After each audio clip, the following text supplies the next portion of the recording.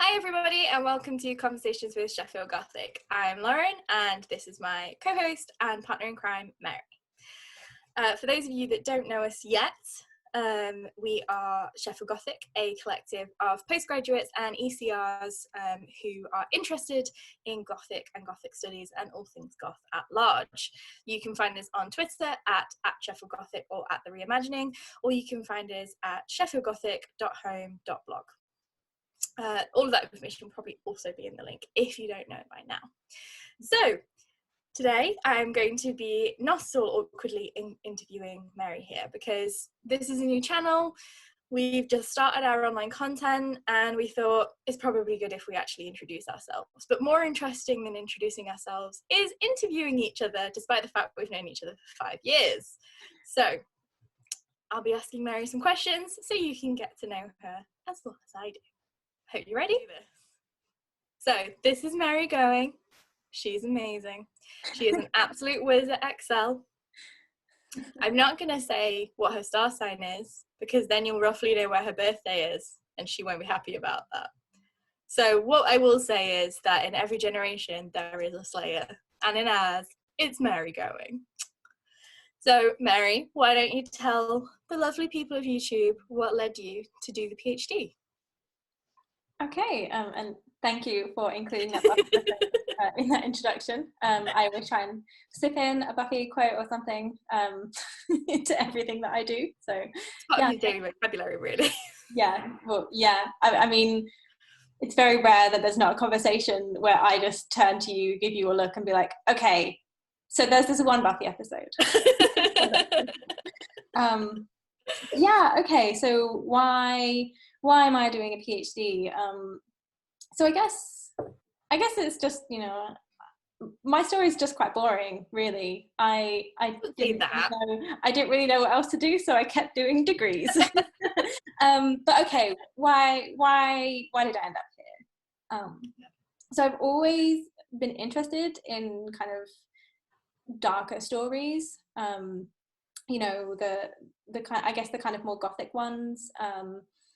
Growing up, the stories that really, like the books that I read that really stick out to me are the ones that, either scared me a little bit or that were a little bit spooky or about those kinds of darker themes. And then did Dracula and Frankenstein at A-level, and actually no, I didn't. I did a Gothic module at A-level. I was really excited because I'd already read Frankenstein and Dracula, and I was looking forward to doing them as that's so cute. To doing them. And then my class was the one class that didn't do them. I think we did Paradise Lost books 1 and 2. John Webster. Oh, but you love that too. Yeah, I do love them. And then we also did John Webster's The White Devil. So two. Oh, that is a great play. Yeah, two kind of proto-Gothic plays that I'm really grateful that we did.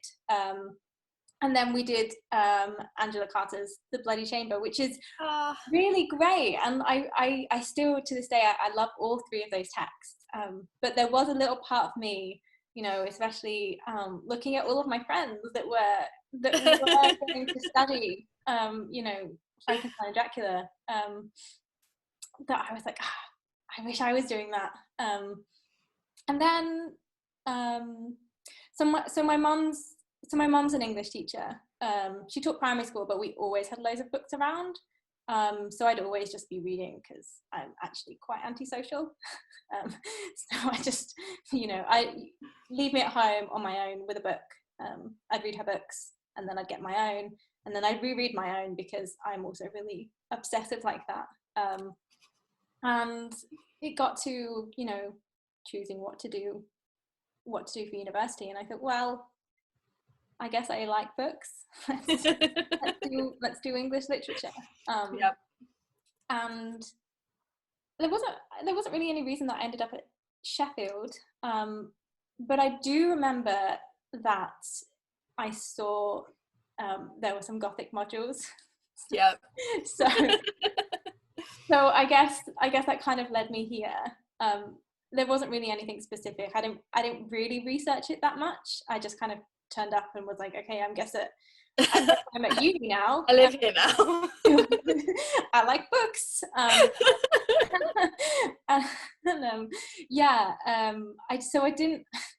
I didn't make that many friends in my undergrad, but I did do all of the Gothic modules that I could. So Professor Angela Wright did a second year Gothic module, which I took, and it was really great, and I really enjoyed. And that's the module that I first met Anne Radcliffe, and I also both met Anne in our second year. met Anne Radcliffe and The Italian, which I think to this day is still my favourite Anne Radcliffe novel, and also, you know, Matthew Lewis's The Monk, which is great. And it's also where so for that module I was taught by Dr. Helena Eiffel, who is no longer at Sheffield anymore. She's at the University of Aberdeen, but that's so Angela and Helena kind of you know, steered me through this Gothic module, and it was great. And then there was a Gothic module in the third year, but it clashed with the dissertation module, so I wanted to do the dissertation because it wasn't a kind of compulsory module here, so I decided, okay, fine, I'm just gonna do Gothic for my dissertation. I did. So then I did a Gothic dissertation, and for my topic, for those who know me, this won't come as any surprise, but it kind of I went to my other interest, which is religion.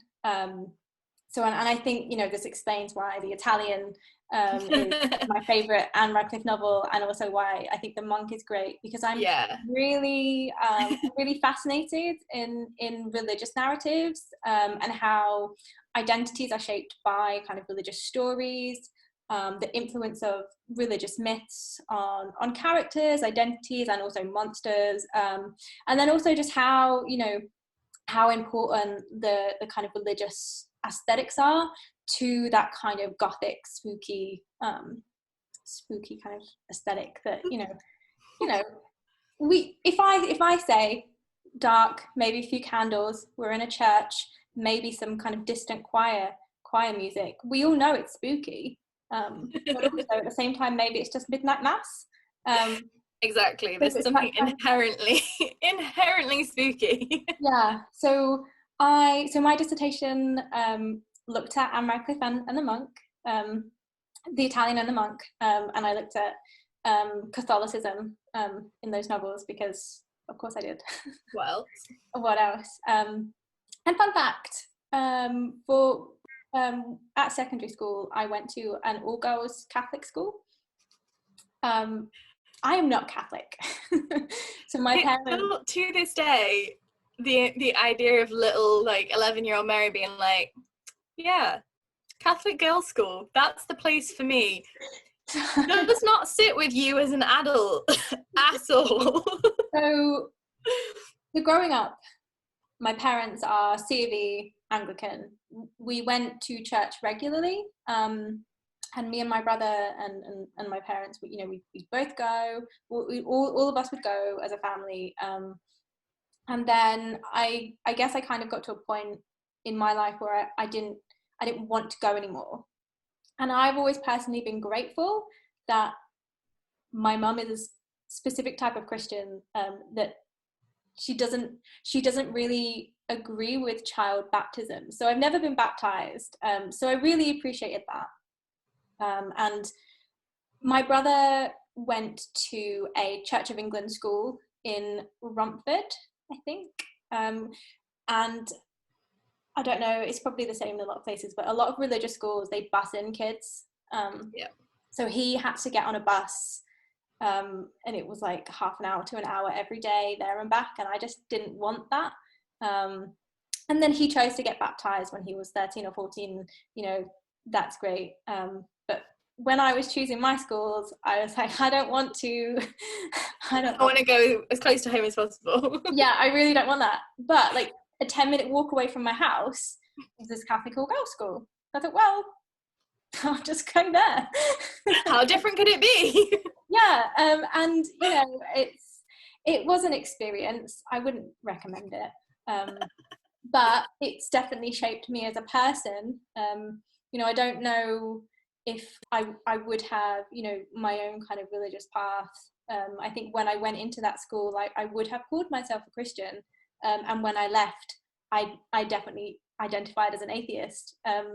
So I don't know whether I would, you know, that journey would have been different. I think I still would have probably become an atheist, but going to a Catholic school definitely helped. So thank you. Thank you for that. A cautionary tale. Yes. But for someone who, so if you're not aware of the differences between Anglicanism and Catholicism, for me, it was so much tied up in the aesthetic. And I'd go into every classroom and there would be a crucifix on the wall, and I'd be walking down the corridors and there'd be a statue. And part of the school was the chapel, and every month we'd have mass. And you know, mass, you know, that's a very Catholic term. You know, we in the kind of Anglicanism that I was used to, it was you just go to church and you have a church service, but no, it's mass, and then every month or so the priest would come in for a day, and if you wanted to, you could go and confess, which I just thought was odd. Something that I'd never come across before. And I think one of the things that I really remember, you know, obviously every religion has prayers, and the Lord's Prayer in the kind of the main prayer in Christianity is in Anglicanism, and also Catholicism. But in Catholicism, there's also the Hail Mary. And I never got over that weirdness of just being in a room surrounded by all these people who were just chanting this prayer, and they all knew the words, and I just didn't know what was going on. And it's very odd. Mary, you were the honorary Protestant. Like, you were the Gothic heroine. Like, you lived the trope. Yeah. My mom said that no one would notice that I wasn't Catholic because my name is Mary.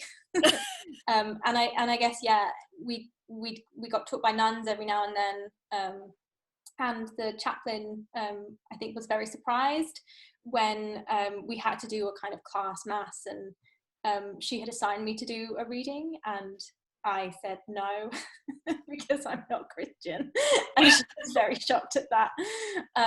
Yeah, I guess that's maybe where my interest in religion stems from. But also I'm just interested in stories more generally, you know, and what more influential stories are there than religion. Yeah. So I guess for me, you know, the Gothic and religion and researching that is just the kind of intersection of all these things that I like, you know, religious stories and then spooky things.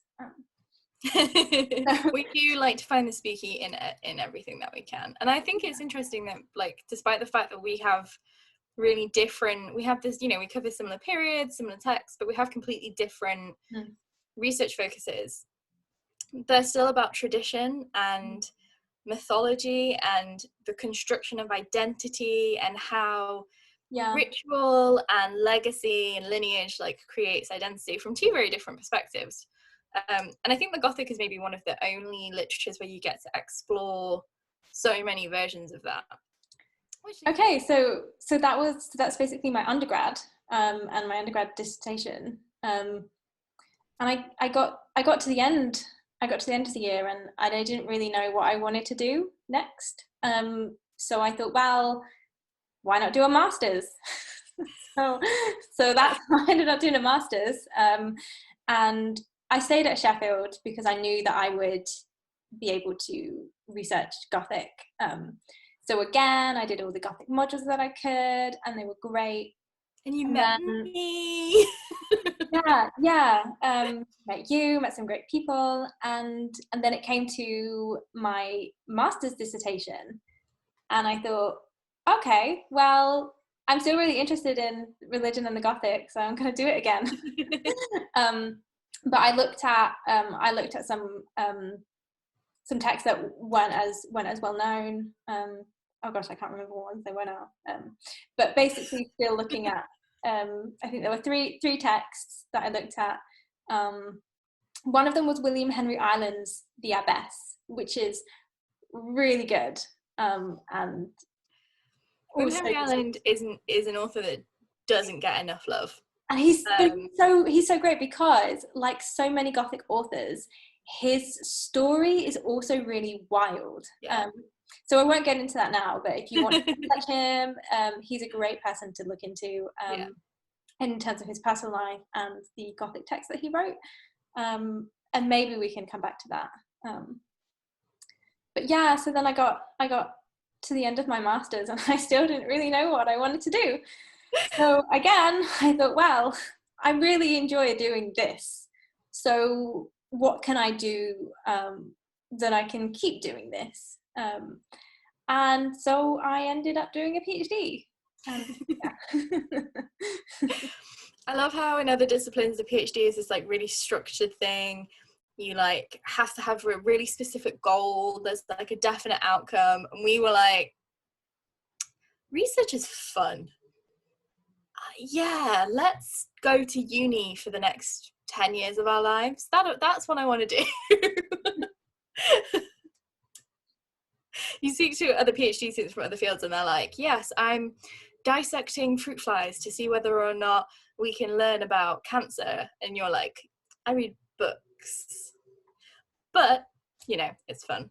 So, you know, we joke about being directionless in the first year of the PhD, but you know, I met you on the masters, and then, well, when you were on the masters and I just started the PhD, and then we got to know each other really well when we were kind of both on the PhD, even though you were the cohort below me. And from my perspective, you always had a really clear research outlook. Like I always remember thinking like, yeah, Mary really knows what she's doing.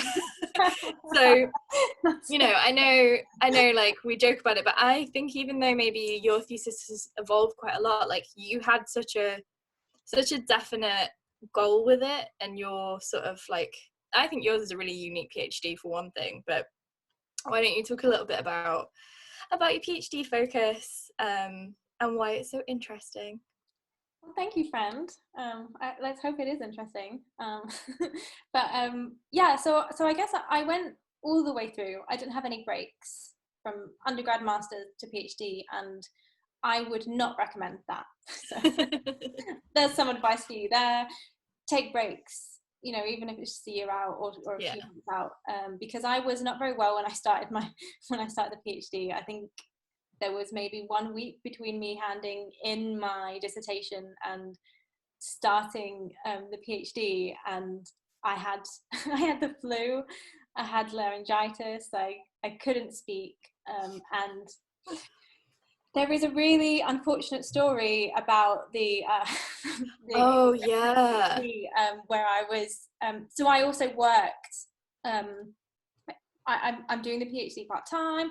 I did the master's full-time whilst also working, which hindsight maybe not the best idea, but you know, I was just exhausted by the time I started the PhD. In the intro to English literature, with all the new MAs and all the new PhDs, I was just really not very well, and I fainted. Again, Mary, you are a Gothic heroine, living and breathing. Yeah, and I don't really remember much from that day. At least you went. I went, and then I somehow got through the end of the week, but I missed all the kind of I wasn't taking in any of the, this is what you do when you start your PhD. So when I finally was like, well, what am I doing? I was even more like, you know, at sea than I think most people. But the kind of, I'd approached Angela again. So she supervised my undergraduate dissertation and she supervised my master's dissertation. And I knew that I wanted to work with her and work with the Gothic again. But I'd done kind of 2 projects on Catholicism in the Gothic. And anyone that knows the Gothic, there's a lot written on those topics, and Yeah. I think I wanted to do something a bit different. So I thought I think I went to her office with some ideas. One of them kind of was a possible thing, looking at secret societies, and then the other one was looking at Judaism and Jewish identities. And there wasn't a lot written about that. So I thought, yeah, this is it. And then I guess I kind of, in that first year, it was, just wandered around aimlessly trying to work out exactly what I was doing. We read so much random stuff. yeah, so much stuff.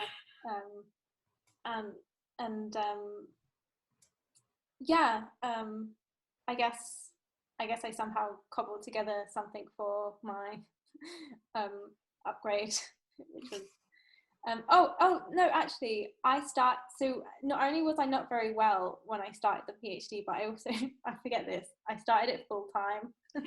Yeah. And then changed to part-time after the first year, but still had to try and do my confirmation review sooner than if I had done it part-time the whole way through. So that was the first. I don't remember a lot from the first 2 years, just that I was very stressed and not very well in many ways. I feel like that is kind of the first year PhD epitomised though. You're confused and stressed, and you feel unwell, and then all of a sudden it sort of crystallizes, and you kind of come to, and you find yourself with like colleagues and a project, and you're like, oh, okay. Yeah, and in many ways. So I'm kind of hopefully in my final year now, and I think I can see my project, but and how the chapters will be structured, and the overall thesis. But to be honest, I don't really know how I got here. I just sort of did a lot of stumbling around in the dark. It's an organic process. Yes, yeah. It's it's a free range PhD, and that makes it beautiful. Yeah. Well, I guess I know we say like we stumbled upon these topics, but Judaism and the Gothic is, as you said, not very widely spoken about, but really, really crucial. So I know you've got a whole PhD on this, but can you sort of give us the key pointers of why it's really quite shocking that no one's talked about it more so far, and sort of why you've been able to sustain a project on it? Yeah, and there is, so Carol Margaret Davison has a really great book called Anti-Semitism and British Gothic, and that was kind of like my starting point, where I took that and I wanted to kind of problematize it, is the wrong word, but just look at it beyond the kind of anti-Semitism, and think what is there about these kinds of others, these religious others, these Jewish others, that is, are they all anti-Semitic and negative, and that's very much what I try to do with my other dissertations, in kind of saying, yes, a large parts of the Gothic is anti-Catholic, but that's I think a bit simple. There's other things going on there. And I think this is again where like your work and my work overlap, in that in this period there's so much going on to do with identity and British identity. And I think the way that I see the kind of constructions of British self is, it's very much in terms of, well, this is the other, this is what we're not, and this is what we're not, and I think that's what the Gothic does with the Jewish other. There is the Catholic other, but I think the Jewish other is especially in this period, it's very much both more of a friend to the British self than the Catholic other, but also more kind of, I guess, threatening, because it's that past returning. It's almost like the Catholic self needs this past. It can't get rid of it, because that's how the kind of Christian narrative of self becomes, because if you don't have this kind of Jewish origin, then you don't have the Christian present. But at the same time, it also wants to try and be different, and wear the best, I guess, in the way, in that way. It's very much like, anti-French, like anti-Oriental, anti-Turkish, like there's all of these sort of, all of these identities in that kind of like mid to late 18th century, early 19th century Gothic, where it's like, well, we're not that. And this is what and I think that you are doing, what you're doing is really interesting, because you're kind of drawing all of those elements together in a way that really hasn't been done before. And I am biased, but that is also my professional opinion. Well, thank you, friend. You're welcome. Yeah, I will say, just theologically, for me, it's also interesting because in terms of Christian theology, Judaism is not just part of the past, but it's very much tied to end times narratives. And I think, you were talking about the French Revolution, and definitely in the 1790s, there was so much going on, so much war going on, and people thought that the end of the world was coming. They were adamant, like, adamant. And it shows up in the Gothic of that period. So not all of my thesis is Gothic. Some of it looks at other genres as well. But obviously you have Matthew Lewis's The Monk, which has, the really memorable cameo of the Wandering Jew, who is, so much tied to this kind of theological end times narrative. And, his story ends with the end of the world. And it's actually, end time stuff makes me a bit uncomfortable, because I don't really want the world to end, and it doesn't sit well. Well with me. Quite like this planet, not keen. Quite happy here. Not keen on the apocalypse, And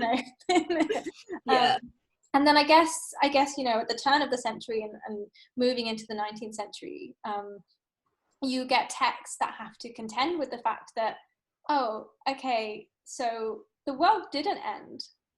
We're still here. Yeah. But maybe it will end later in the century.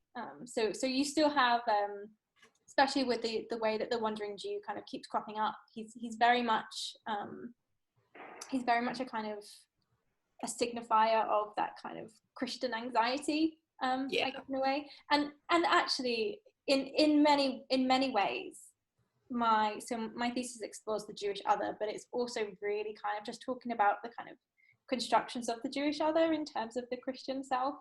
So it's very much kind of projections and constructions from a Christian perspective. So which I think is interesting. It's another kind of angle. I think some of the best religious literary criticism has been written by, I think, people who aren't necessarily of those faiths, but also I'm very much aware that I am not personally Jewish, so I think that I that kind of angle, this is a Christian construction, and I can talk about those kinds of Christian anxieties, something that I maybe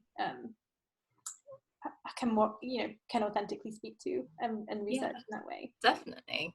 I think that is such an interesting, I know we keep saying interesting, but it's such an interesting facet, like the Gothic's ability to have these conversations. And I think we think sometimes of the other as being this really cut and dry thing, but this, and again, so many intersections. The things that you're finding with the construction of the Jewish other is exactly the same as what I find with the construction of the French other. The fear of invasion, that end times fear is so closely connected to the fear of invasion. And the fear of invasion isn't just the literal Napoleon is amassing an army. He wants to invade us. It's also the invasion of French style, the invasion of the emigres, but also the invasion of other races, other cultures, other religions, at a time where Britain is like who are we and who do we want to be and what does it mean and where are our borders? They didn't make the greatest decisions based on all those things. The British Empire, as I've said before, not the best. I think it's really fascinating how an understatement. Yeah, bit of a misstep there. But I do think it's really fascinating that these things like intersect in the ways that you don't expect, which is why you should have friends.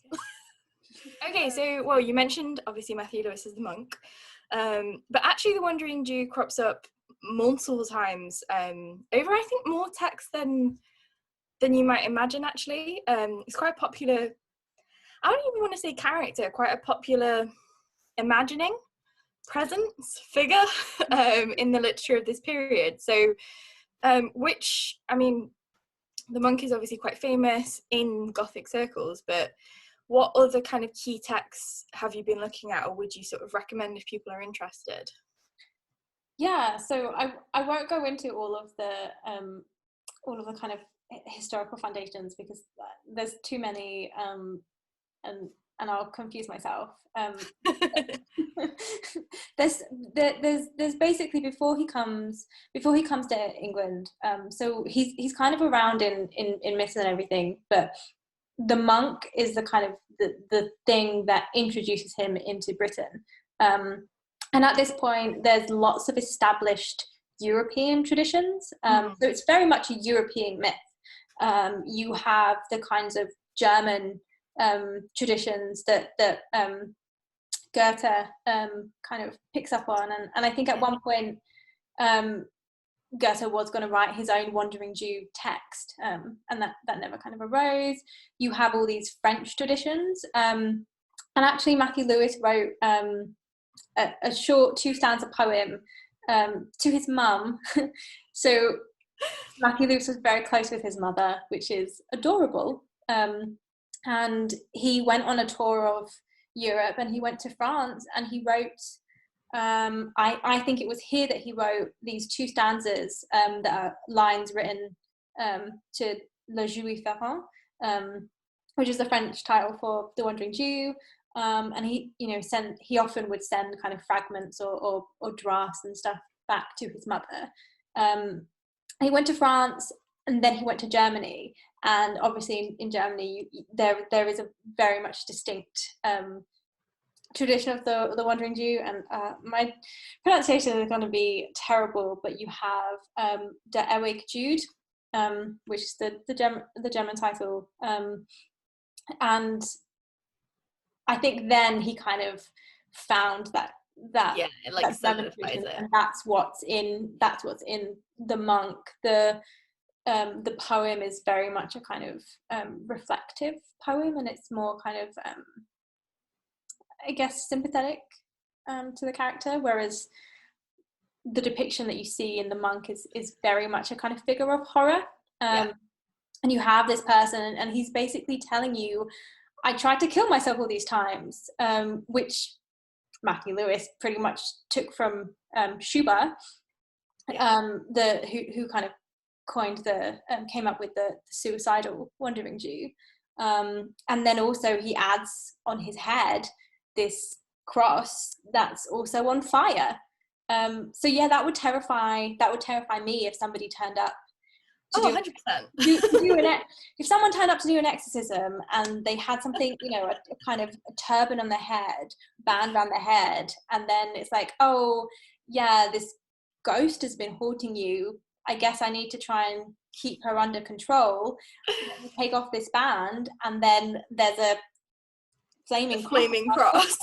And then this ghost that's been haunting me starts cowering. Like, yeah, that's gonna be frightening.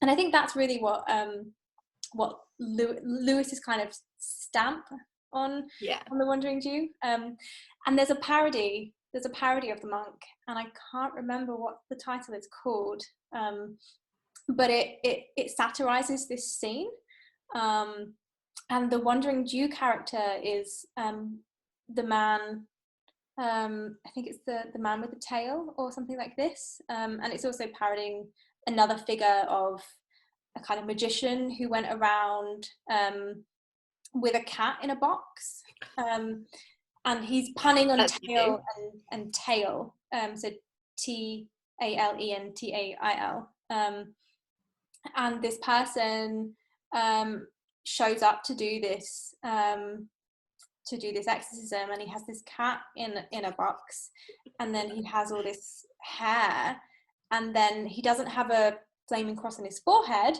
but in the inside of the roof of his mouth he has all this hair as well, and it's just a really odd scene, which is the equivalent. As you do. Well, yeah, exactly.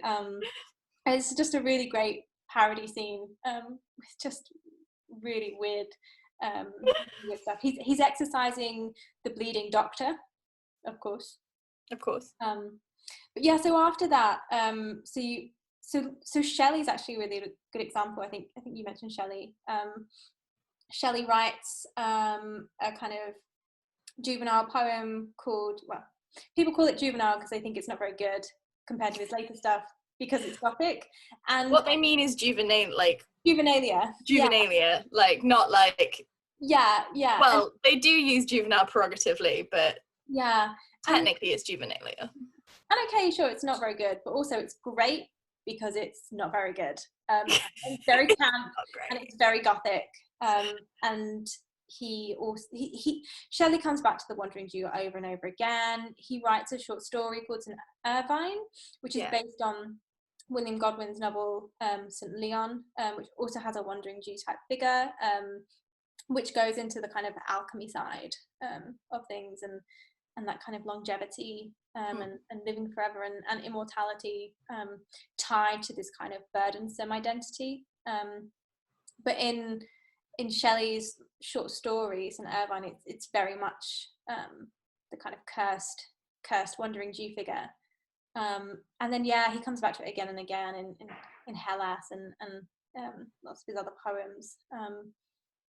And then obviously Melmoth the Wanderer is also a wandering Jew figure. And I think what I find really interesting about that novel, to use interesting again, but for me, I think what Maturin does is really interesting in that he separates the wandering Jew character. So you have Melmoth, who is this kind of Faustian type, this Faustian wanderer type who's cursed, and I think he lives for 150 years, and I think he has that kind of span that he needs to try and convince someone to take his place, otherwise he will go to hell. You also have this other character called Adonijah, and he's also supernaturally old, and he's living underneath Madrid, kind of entombed in these kind of secret passageways. You don't really know how old. Well, he's definitely really old. I think he's more than 100, and he's in this kind of cavernous subterranean space surrounded by all these skeletons, and some of them are his wife and child, and then some of them are some of Melmoth's victims, and he also talks about this kind of search for eternal life, I guess, or search for something like that. So I think you have these two characters, one who is the wanderer and one who is this other kind of supernatural Jewish figure, and they're both kinds of they're connected, and I think that for me is really interesting in the way that Maturin does that. And then another text that I look at is Salathiel, which is by Reverend George Crowley, who like Charles Maturin was also Irish, also Anglican, also a clergyman, wrote and published a lot of sermons, including a lot of hellfire stuff, and also wrote and he also predicted that the world would end. He thought that the world would end, I can't remember the exact date, but 1860 something, I think. But he also he also wrote a lot of fiction, like Maturin, and one of them is this novel called Salathiel, which takes the Wandering Jew story, but it imagines it in that kind of immediate post-biblical era. And the Wandering Jew story starts with that kind of with the crucifixion, and he's cursed because he insults the Christian Messiah. And so this novel starts with that, and then it ends with the kind of the fall of the temple. So it doesn't really go any further than that. So that's kind of 70 Common Era age. So it's not a very big span of a novel. And then there's kind of all these paragraphs tacked on at the end that cover, this is all the other stuff that I did. Here's the war stuff. Here's when I did all this alchemy stuff. I studied philosophy, and like still here, and I'm still waiting. Here's you popping up at relevant moments across history. yeah. So that stuff is there, and it's kind of tacked on at the end.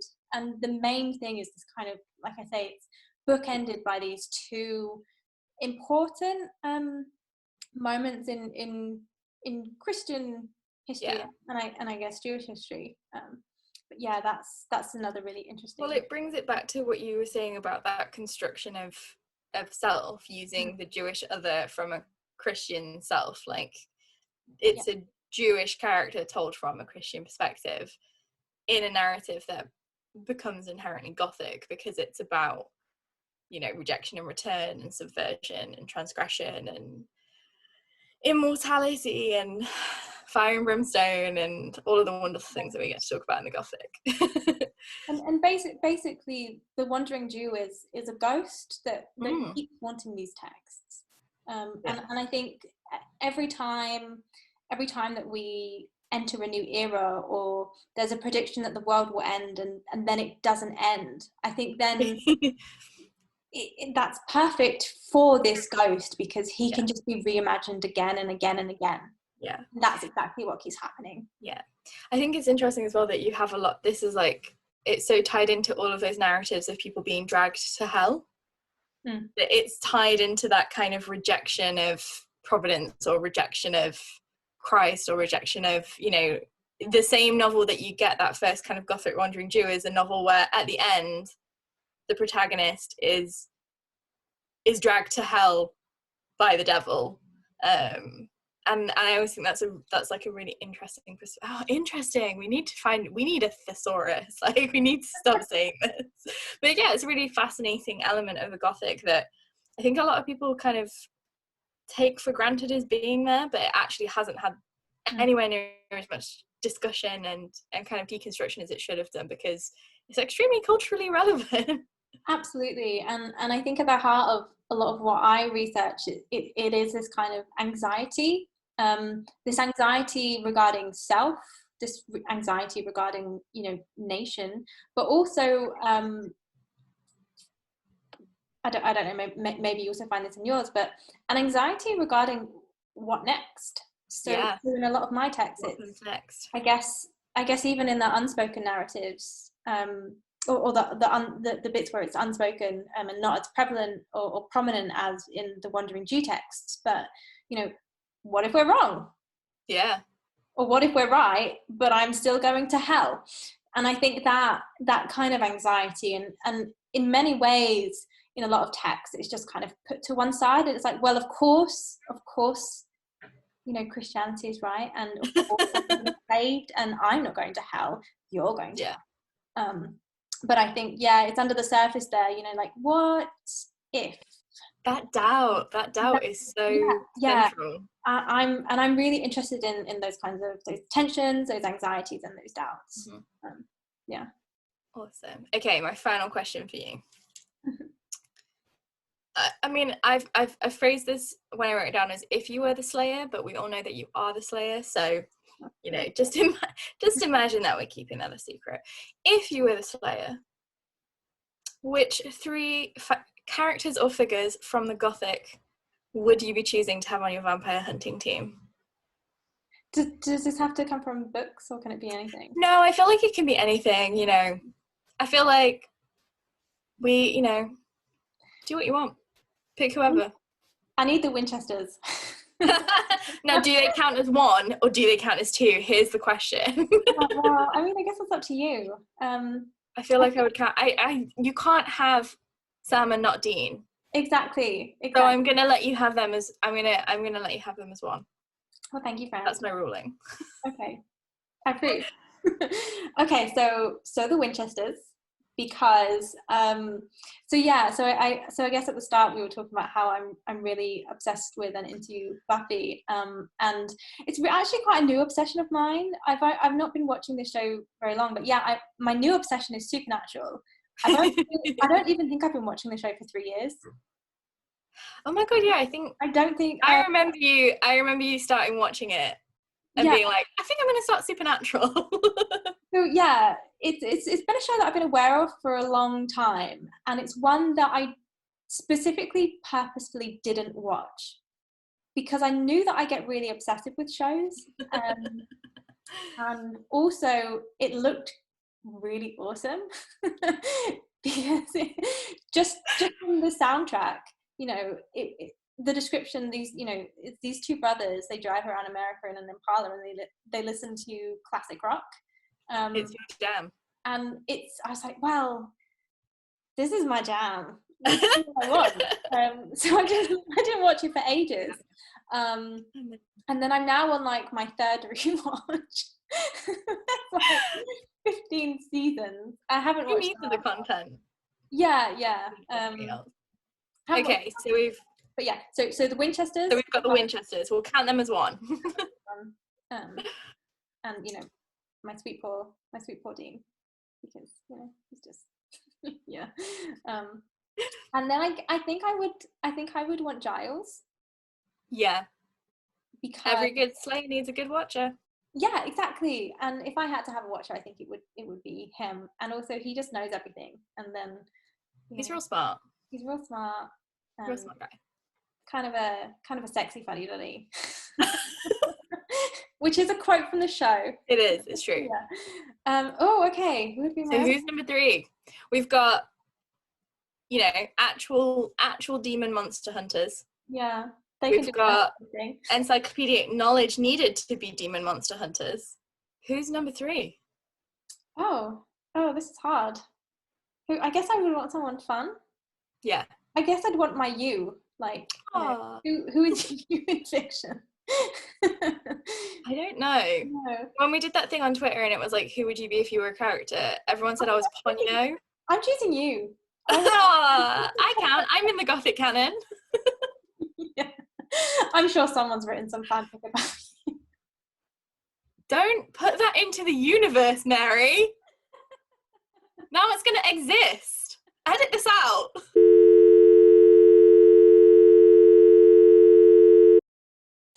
I think that's I'll cut that. Time to finish. Yeah, so basically, for me, hunting demons, you know, fighting against the darkness and the vampires, I would have the Winchesters, who would be driving in their Impala.